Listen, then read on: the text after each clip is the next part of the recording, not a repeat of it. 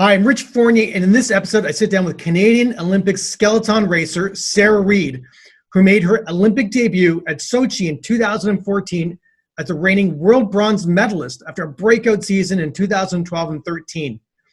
Sara talks about how focusing on her dream, but needing to make tweaks to the how along the way was the key to reaching all of her goals. We also tackle the value of mindset when pushing through barriers that you inevitably are going to come against during the process. So stay tuned. Have you ever wondered why some people thrive in all areas of their life? Welcome to the Peak Results Academy podcast with your host, Rich Fournier. Each week, we interview industry experts who consistently dominate in the fields of health, business, and beyond. Our mission is to share their personal struggles and strategies so that you can create your own peak results. Welcome to the Academy.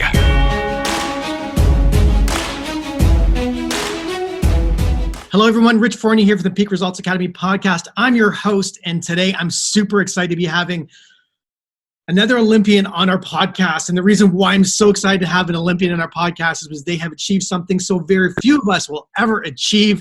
They're operating at one of the highest levels in sports. That requires a certain level of thinking that is extraordinary. And that's why I'm always excited and honored to have someone who has participated at that level on our show. Today we have Sara Reid. I'm very excited to have you today, Sara. Thank you so much for having me. I'm excited. So first of all, it's not Sara Reid anymore. It's Sara McNaughton. She's married McNaughton. Yeah. McNaughton. I lose my mind. Yes. The pressure of being. No, that's okay. See, it can't all be perfect. It's true. Not all the time. Just some of the time. So Sara, I mean, you had an amazing career in the sport of skeleton. I want to talk about you just a little bit. I want to explain to people who we're speaking with, so they have an understanding. You made your Olympic debut in Sochi, 2014, as the reigning world bronze medalist. After breakout season 2012 and 13, you ended up the top Canadian racer in Sochi with a 7th place finish. It's an extraordinary accomplishment. Thank you. Absolutely extraordinary. And of course, in this podcast, we're always trying to figure out what is that magic sauce? What is that holy elixir? What is that magic thing that creates a peak result in someone's life, their business, sport, whatever it may be? And today I'm going to try to dig and pull that out of you to figure out what enabled you to create some amazing results in your life in sport. So thank you for the time. Yeah, of course. Thank you. So you started off being a world champion, right? Like you didn't have to work at it at all. Yeah, I know. It's skeleton of all sports just comes very naturally, sledding head first down an ice track. So. How fast do you really go? It sort of depends on the track. So all the tracks are built differently. They all have similar elements to them, but every track is different and has different speeds. The fastest track in the world, and probably I think the fastest track that we'll ever see for the sport of skeleton, is the track in Whistler, British Columbia. And the speeds on that track are upwards of 140 kilometers an hour. So faster than you drive on the highway. Face first, head first. Head first on your stomach. On your stomach. Yeah. You're nuts. You're crazy. My family watches the sport and we're just in awe of people like you who really putting your life in danger every time you compete. I mean, I guess it's funny when you're doing it, you don't think of it that way. There's definitely risk of injury and risk of crashes. Every skeleton athlete has a few great crashes under their belt, but as you kind of progress through the sport and as you sort of perfect your driving style and perfect your technique, it's less about the speed and the danger and more about kind of getting that fast time and that perfect run. Do you think differently about it now, being a parent?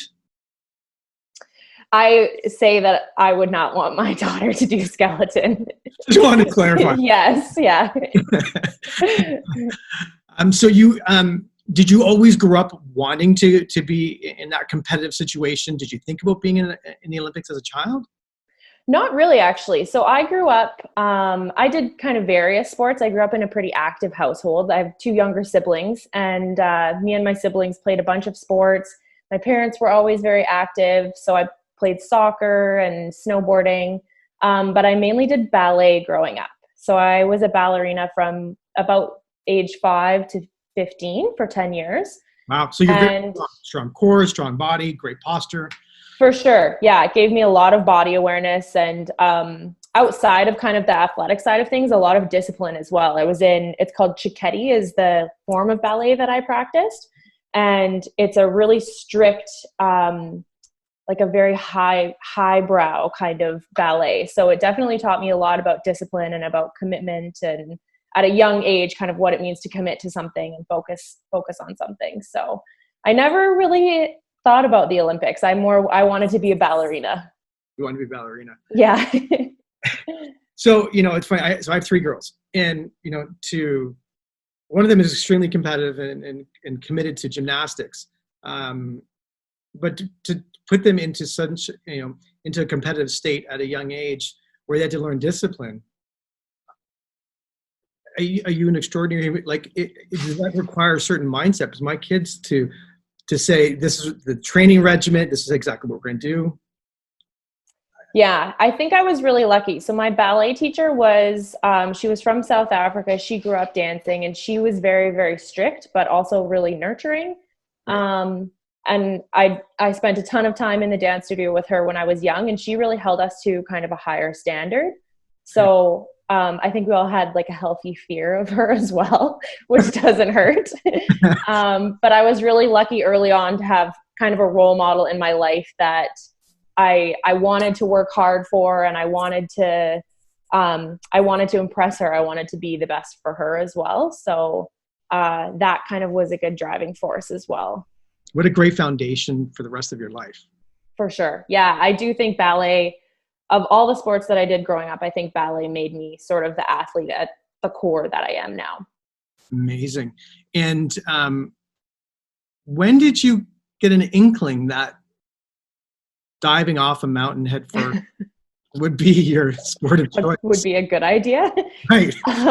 So I grew up in Calgary, Alberta. And for a long time, that was the only bobsleigh, luge, and skeleton track in Canada before the Vancouver Olympics. That was the only track in Canada. So I would go to Canada Olympic Park and snowboard and ski and stuff. And the track is set kind of right beside the ski hill there. So I knew about bobsleigh. I had never heard of skeleton before.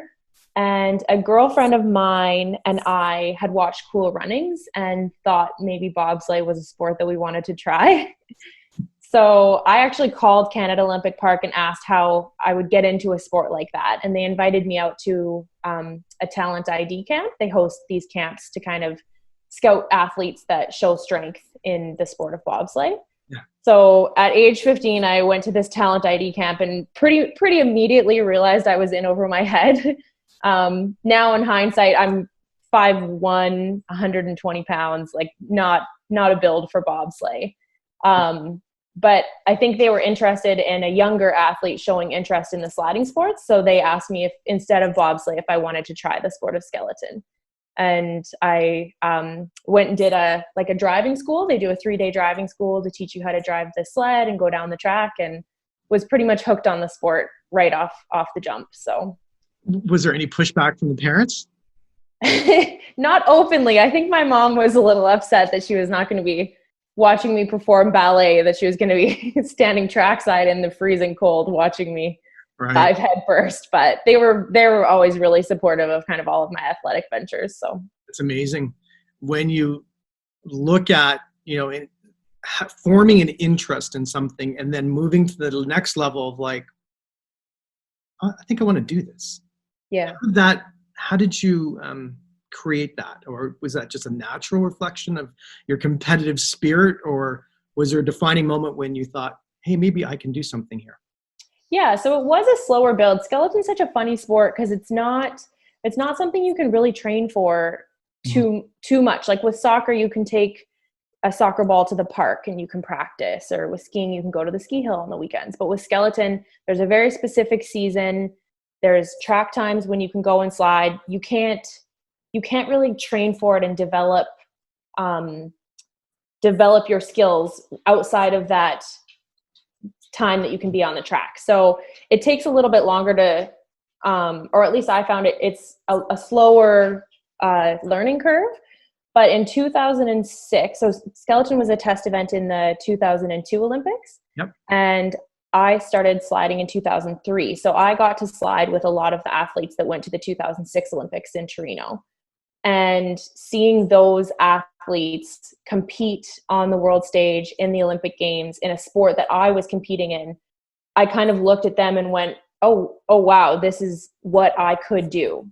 And especially like those were the athletes that I sat next to on the truck ride up to the top of the track, and the athletes that I was bumping elbows with in the start house. So kind of knowing those people and then getting to see them excel at the Olympics made me feel like I really could do it.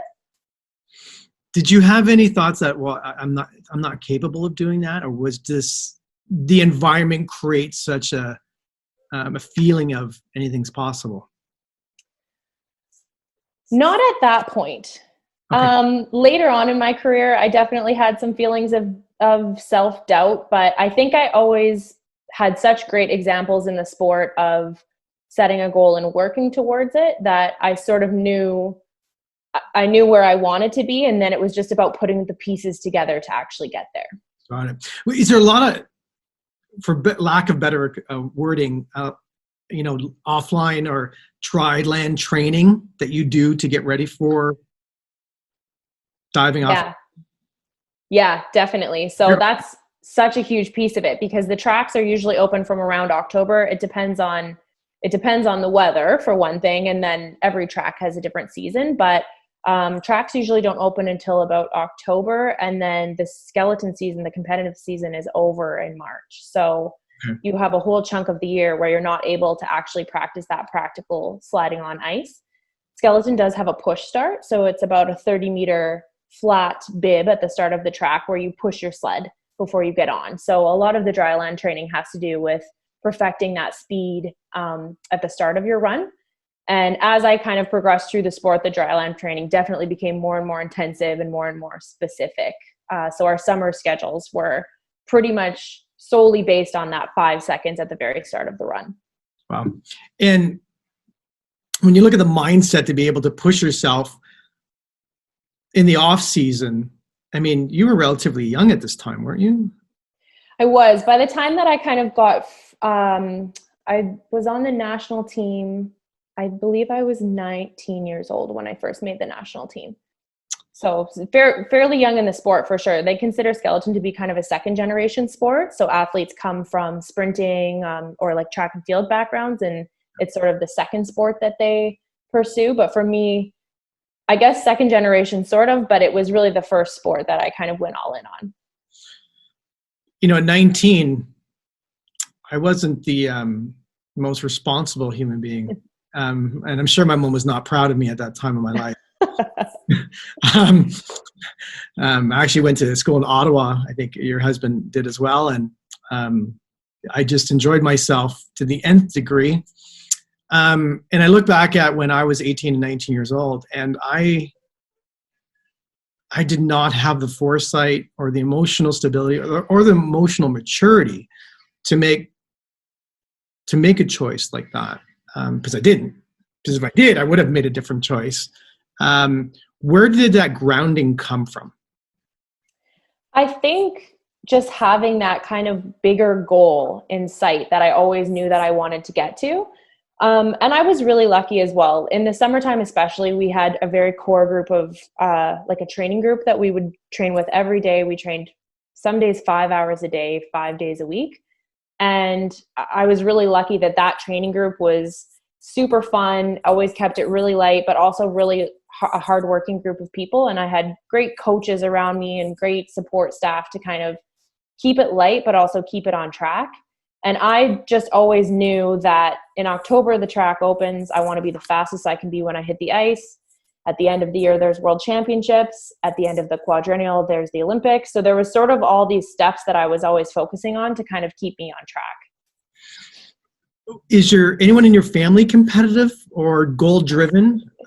Which is amazing. Like I look at, my life or people I work with, or it's a commodity that I'd love to be able to bottle and sell. So did you have that part of your life, like your family, were they competitive in that way as well?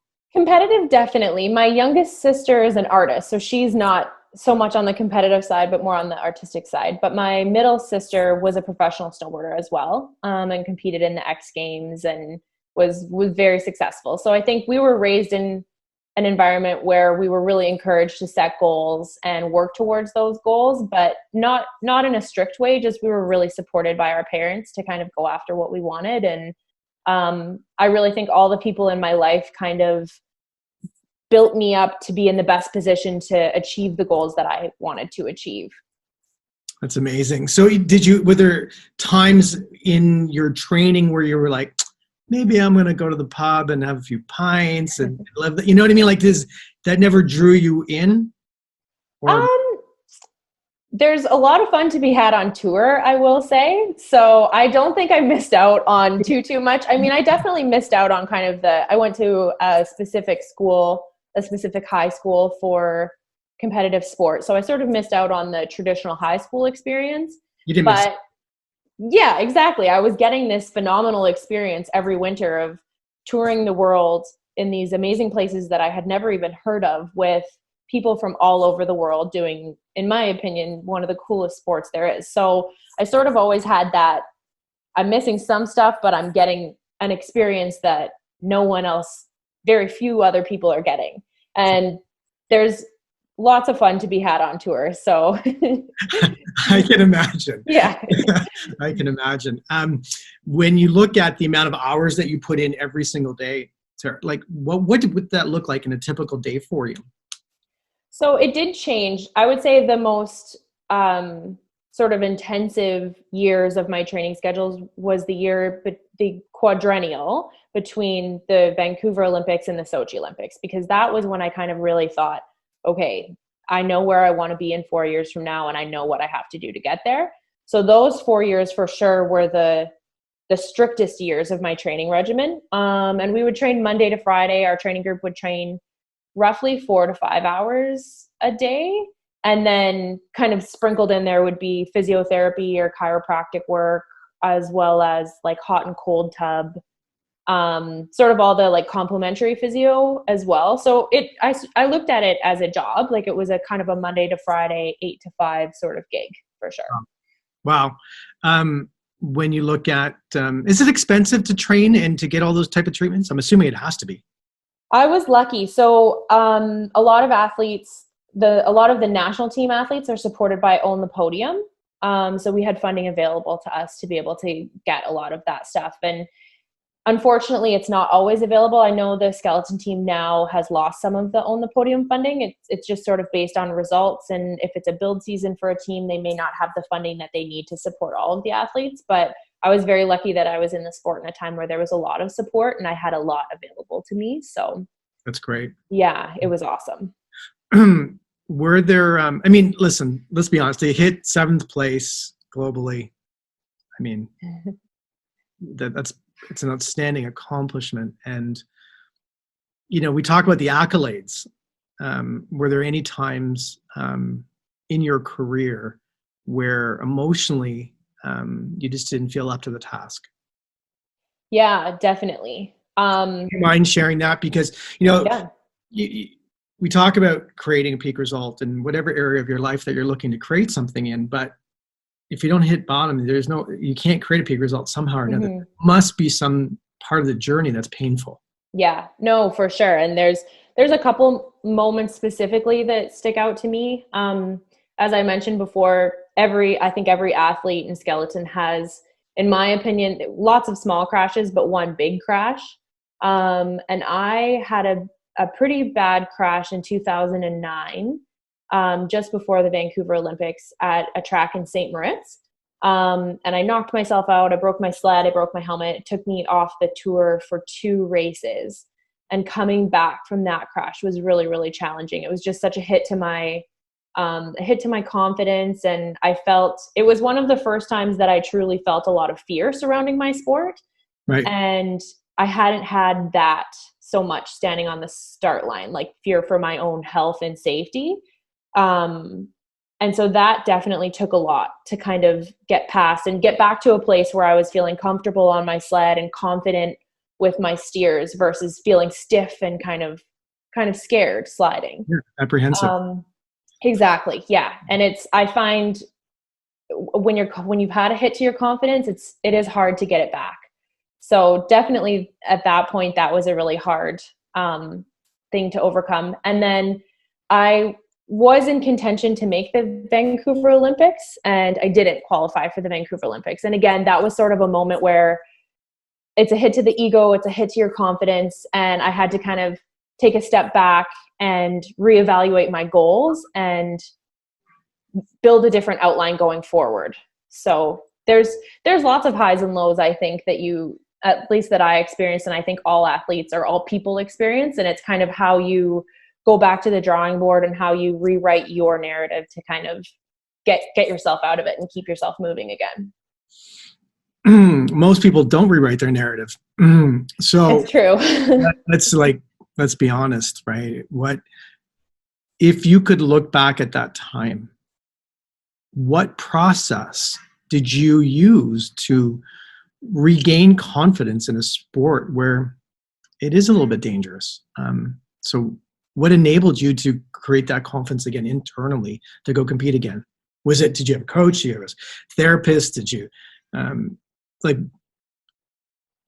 did you do?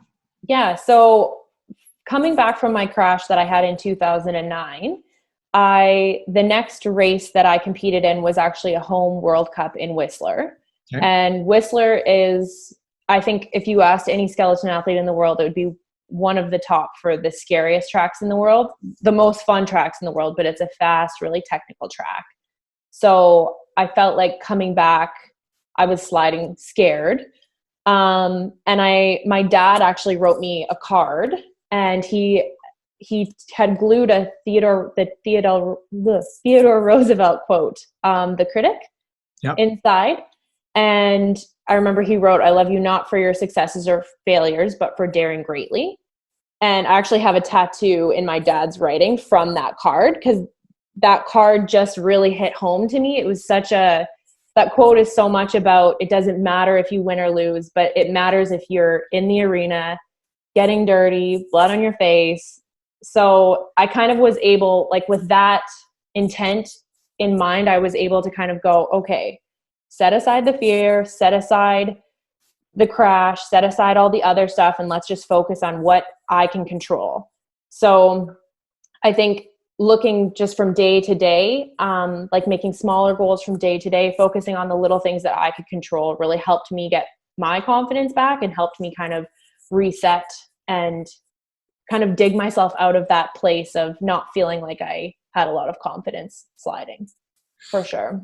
When you look at, you just kind of stop for a second and think, where would your life have been if you didn't dig yourself out of that place?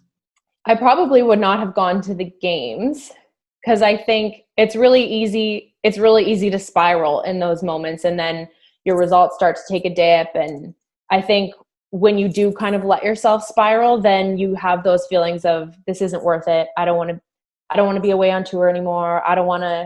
There's like a bit of ego involved. It's embarrassing when you're sliding slow and you're sliding scared. So I think being able to sort of step out of it and take all the other noise away from it and just kind of go, okay, let's go back to the drawing board. Let's go back to square one and start from there again.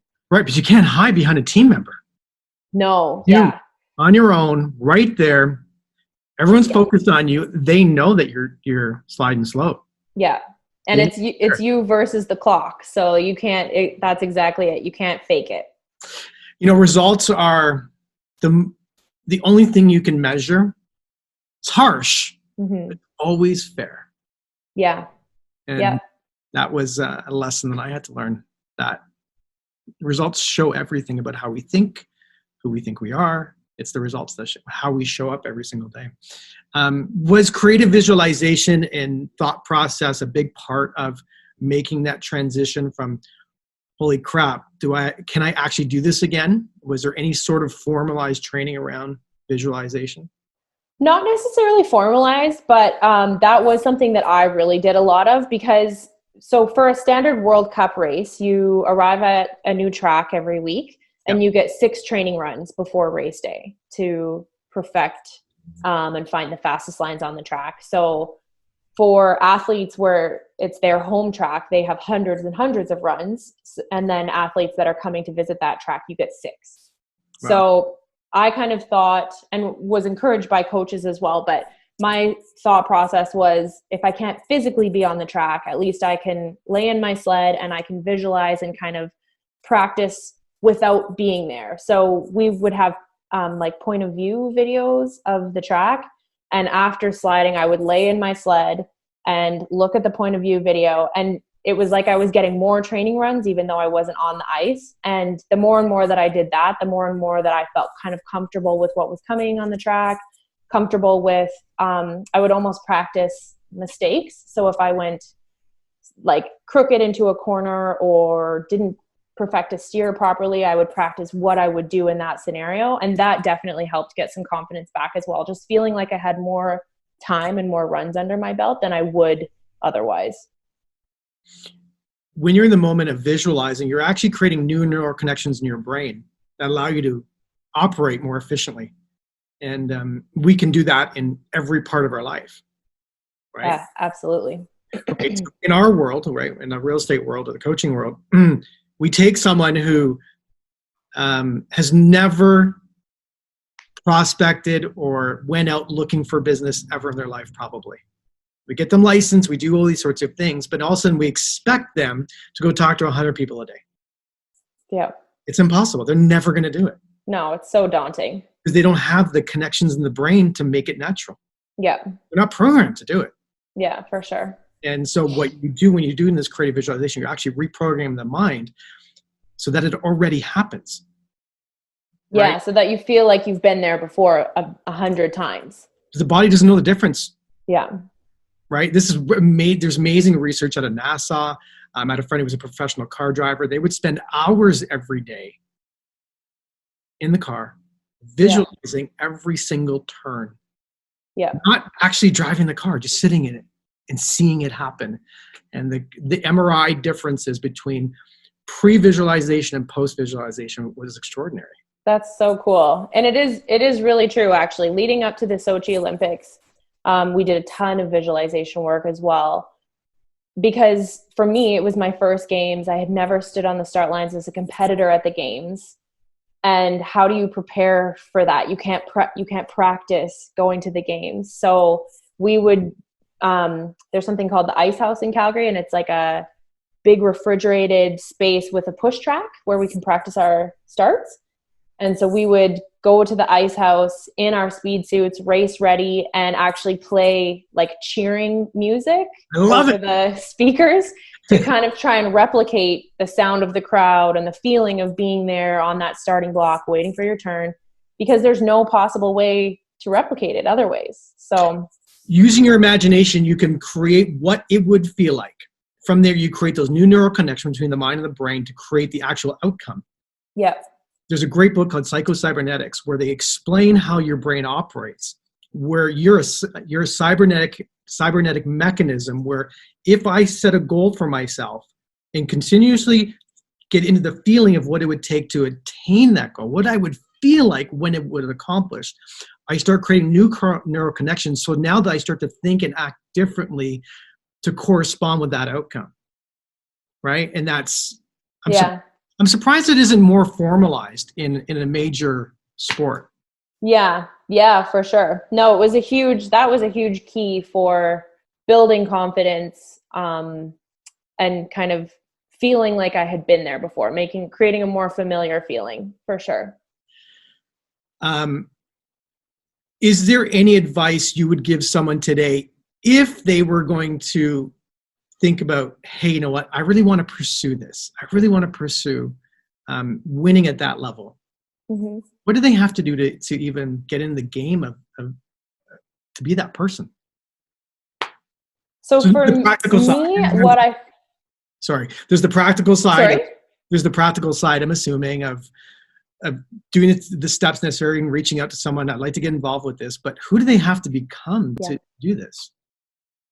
So for me, what I found really helpful was everyone always has that big goal. So for me, my big goal was being at the Olympics, not being at the Olympics, but being on the podium at the Olympics. Right. So I would say create that specific goal, figure out what you want that end result to be, and then figure out the steps that you need to take to put you in the best possible position to get there. So if the big goal is getting your dream job, let's say, then you have that's your North Star. But you can't just go, I want that dream job and I'm just going to cross my fingers and hope that it happens. There are things that you need to do to put yourself into a position where you can get there. So whether it means you have to make some new connections by going to different mixers or asking a friend to introduce you to another friend who's in the industry, or whether it means going back to school, there's different steps. And I think having the big goal and then having all those little goals that you can kind of check off the list across the way, with always having that North Star in sight, that for me was what helped me, I think, get to where I needed to be, is really recognizing the steps that I needed to take to get there.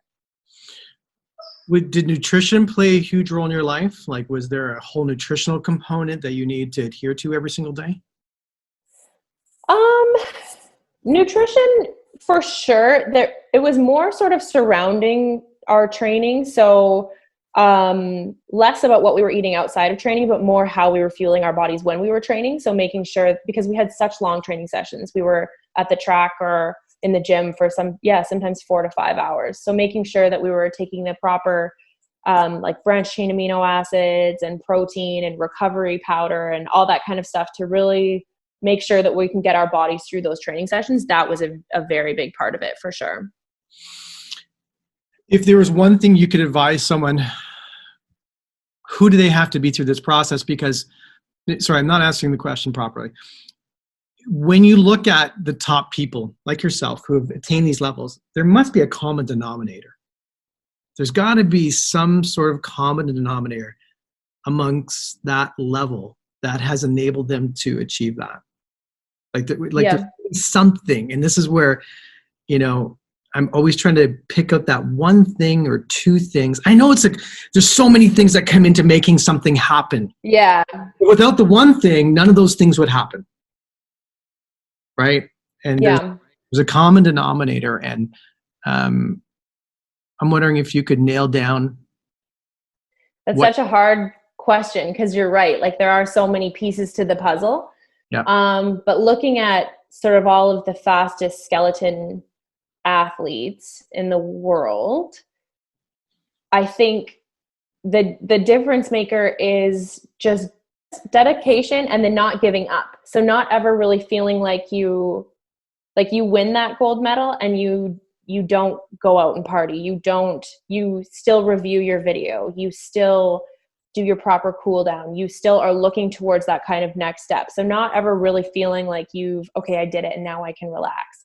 I think the athletes that really stood apart from the pack were the ones that realized that there was no ceiling and that they always had to keep working if they wanted to continue to be there.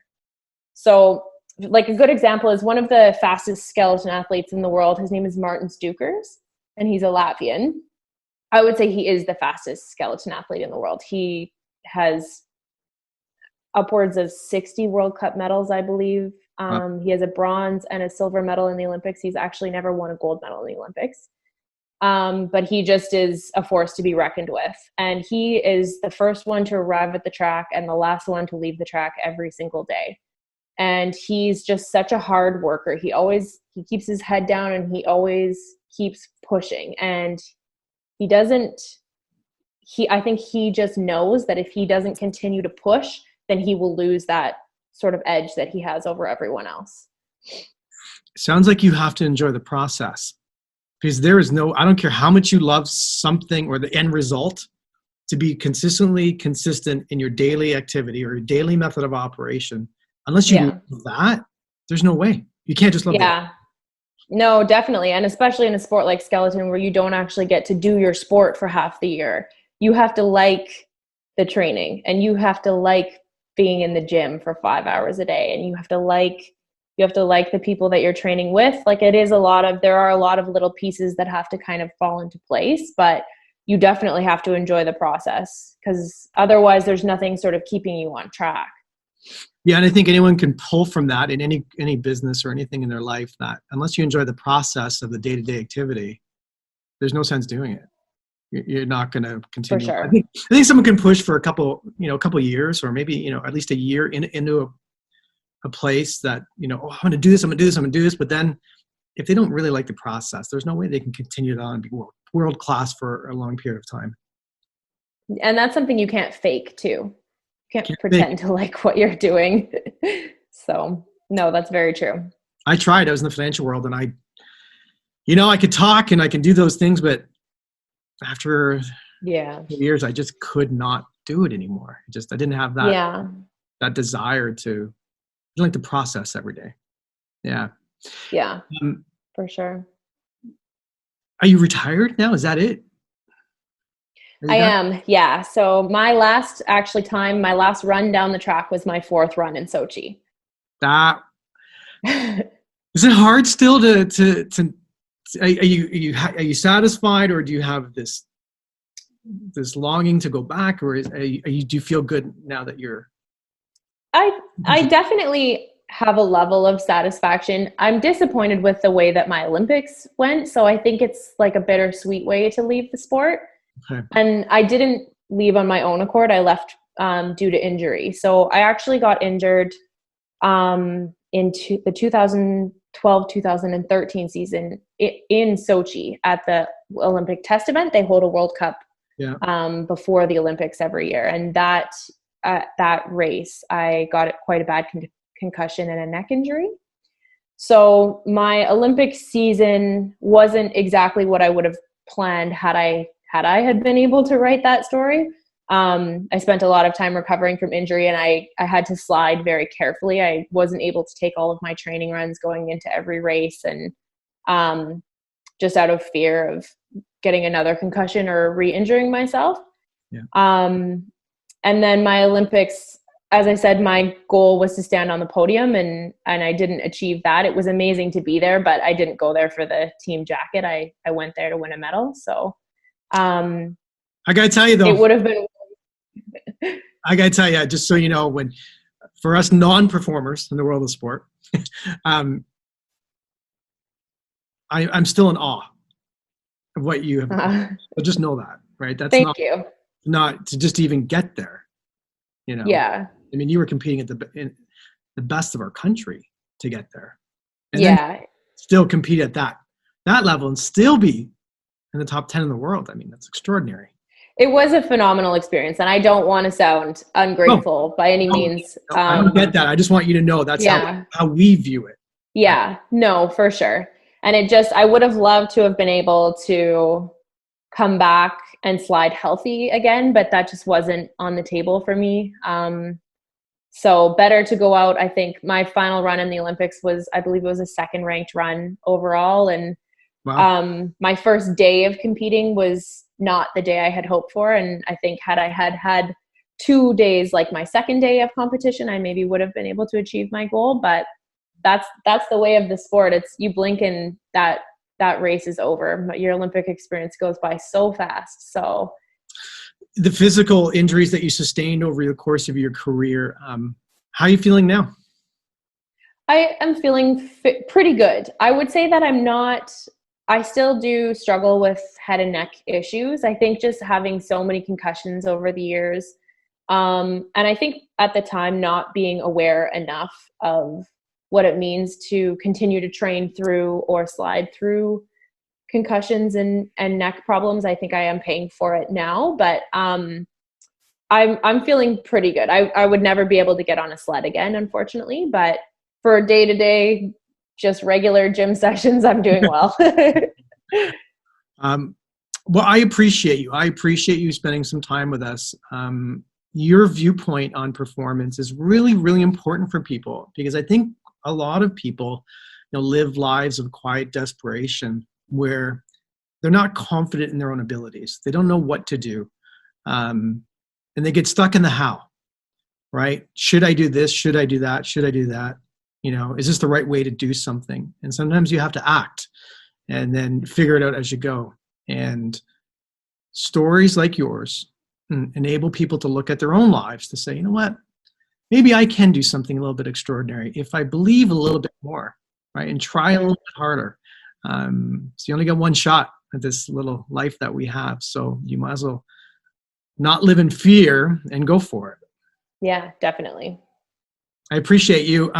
So you married your husband, right? Who's an Olympian, and that's an amazing story. I have had the opportunity to have a conversation with him, and he shared a little bit about his story about meeting you and on tour.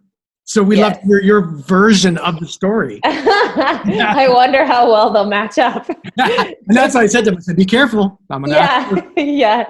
So my husband, James McNaughton, was a bobsledder in Sochi. And we knew each other when we were on tour, but so bobsleigh and skeleton tours together. So for 4 years, from 2010 to 2014, we spent winters together. And we're friends, but there definitely was never anything romantic. I think when you're so focused on what you're doing, you just don't, at least for me, I just didn't feel like I had time for anything else. But we were definitely friends. We traveled together. And then after the Olympics, the Canadian Olympic Committee puts on, it's called an excellence tour. And so they get all of the Olympics from all of the athletes from the previous Olympics to travel to different cities around Canada. And we would go to schools and hospitals and kind of do talks and appearances. And it basically was one big party. It was a very, very fun time. And James and I saw each other there and kind of reconnected. And then he was at the time working up north in Northern Ontario as a firefighter. So he came back to Ontario and we stayed in touch over the summer. And then when he came back to Calgary at the end of the summer, we started dating. And yeah, it was interesting. He's someone that I knew well on tour. Actually, my first ever World Cup win, my first World Cup medal and World Cup win was in Lake Placid in the 2012-2013 season. And when you get off the track, you're carrying your sled and you've got your helmet and there's people all around. And it was my first experience coming down in a medal position and then actually winning. And he was the first person that I saw. And I always remember that, just thinking he was such a nice guy on tour. And and then we started dating. And I'm from Calgary, but I ended up moving out to Ontario not long after we started dating, and I'm still here. So big difference between where you live now. I won't say where you live now, but big difference from where you live now in Calgary. I'm going to be honest with you. For sure. It is. I miss the mountains a lot. Right. Will you go back? Yeah. I don't know that we have talked about moving back to Calgary. I'm not sure if that would ever happen, but we go back to visit tons. My whole family's still there. So my wife was born in Calgary. Oh, no way. It's an amazing city. I love Calgary. We almost ended up there years ago before we had kids. And then we thought, well, we're going to have kids. We want to be around, my parents and parents. And then nice. Ended up staying in Ontario, and here we are. And here you are. Yeah. Yeah. So it is funny to think, like, we sometimes laugh about sort of the exchanges that we had on tour when we weren't dating and didn't know that one day we would be married with a baby. And it's just funny to kind of look back on some of those things now in hindsight. Well, I appreciate you, and I appreciated the conversation I had with him. I actually learned a lot. And how you communicate is you put some thoughts in my mind and how I can serve a little bit better. So I really appreciate that. And I'm 100% sure some of your story will impact someone in a very, very positive way. So thank you. Thank you so much. Oh, well, thank you so much for having me. It was really fun to chat with you. You as well. Good luck with the little one, and good luck with James. And thank you. Thank you so much. Thanks, Rich. Thanks for tuning in to today's show. If you like what you've heard and you're interested in seeing if you are fit to work with Peak Results Academy, here's what I want you to do next. Head over to peakresultsacademy.com/call. That's peakresultsacademy.com/call and book an appointment to speak with our team. We'll get on the phone with you for about 45 minutes and get you crystal clear on 3 things. Number 1, what do you really want out of life and your business? Number 2, what is not working for you today? And number 3, the exact strategy you should be using to create massive change in these areas. Remember, changing your life and creating massive results does not happen by itself. You need expert guidance to make it happen. We're helping clients all over the world create peak results in their health, in their businesses, and in their personal lives. To see if we can help you do the same, head over to peakresultsacademy.com/call. We'll chat soon.